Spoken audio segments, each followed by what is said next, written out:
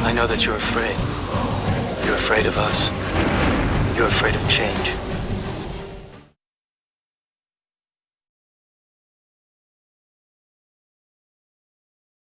Why the message about the plane? Sergeant Miller, 7-5. About the plane, 10-5, the message about the plane. That's all city, are to respect to Trinity and Liberty. All citywide task force units are to respond to the Liberty and Trinity place. 10-5, the message about the plane. Be advised, that's real hospital, Pedro. That's all citywide task force units. Trinity and Liberty will be mobilization point at this time. Who is the authority of? 10-5, the message about the plane. Central, we need the bomb squad and ESU over at King and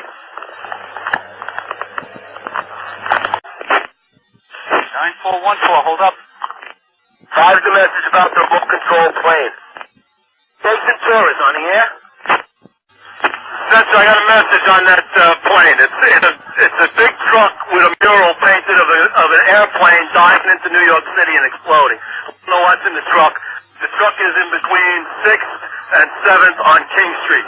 Alright, 10-4, I'll send you in the bus right there for Westgate.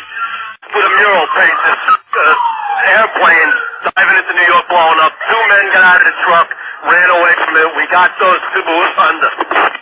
That's good. Are you holding those 2 guys, Kate?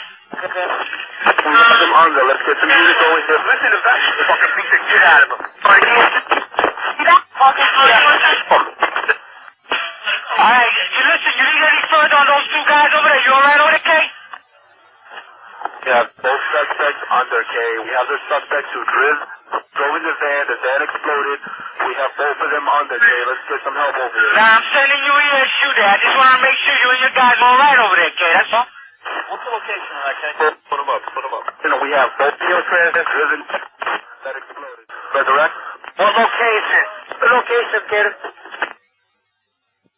Again, our apologies to our viewers about 5 minutes ago, but we do have an established connection now with CNN's Deborah Fayrick. The reports we're getting now, 2 or 3 men arrested on the New Jersey Parkway. Deborah, can you hear me now?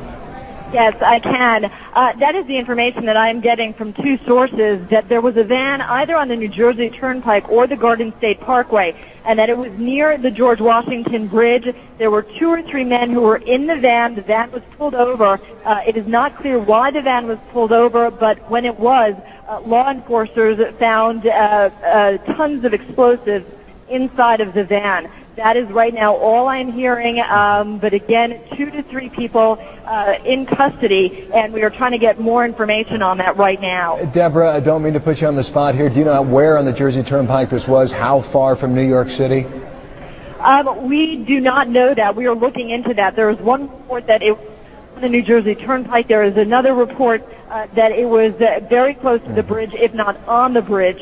So again, these details are all emerging, and we're trying to piece them together. But that's what we've got so far. 2 to 3 people in custody right now, found with a van filled with explosives. All right, well understood. Deborah, where are you tonight?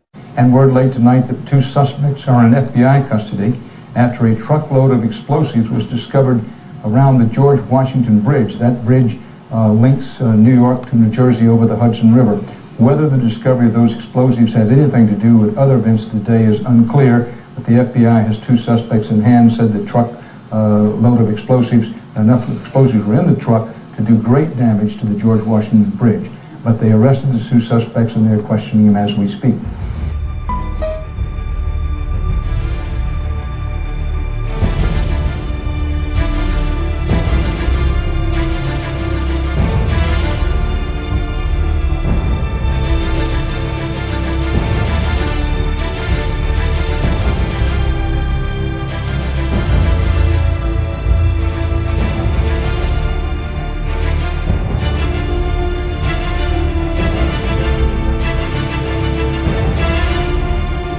And all of a sudden, down there, I see this van parked.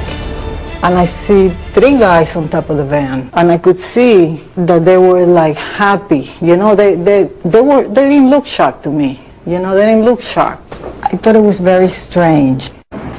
We had received an all-points bulletin, and I just happened to see the van and, you know, hollered over to my lieutenant, You know, I think that could be the man. We checked it out, and it was. You know, we were all on edge, obviously, so I really wasn't looking to make friends with these people, and neither were the officers that I were with. Once we started talking to them, you know, they were pretty much like, hey, you know, we're not against you, we're with you.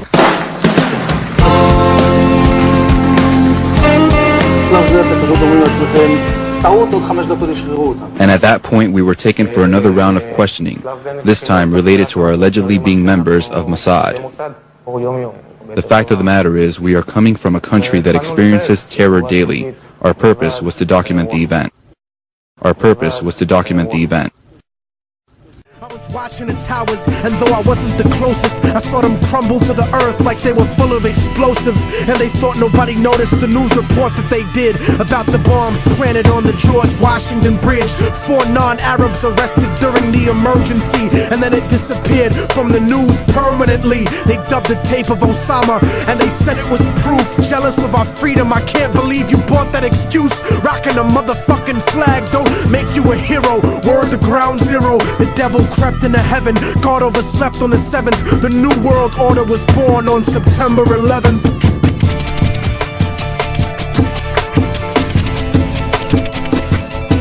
Father, forgive them, for they don't know right from wrong.